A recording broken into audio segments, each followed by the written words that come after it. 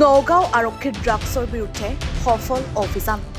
এক গোপন সূত্ৰৰ পম খেদি নগাঁও আৰক্ষীৰ এটা দলে নগাঁও জিলাৰ নাৰামাৰীত আটক কৰে দুটা ড্ৰাগছ সৰবৰাহকাৰী। আটকাধীন ড্ৰাগছ সৰবৰাহকাৰী দুটাৰ পৰা 7টা ড্ৰাগছ ভৰ্তি চাবোনৰ বাকচ উদ্ধাৰ কৰে আৰক্ষীয়ে। আটকাধীন ড্ৰাগছ সৰবৰাহকাৰী দুটা হ'ল মাইনুদ্দিন আৰু মফিদুল ইছলাম।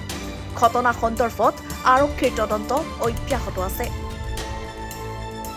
নগাঁৱৰ পৰা ৰূপচান আহমেদৰ ৰিপৰ্ট, এনিভাৰ 24।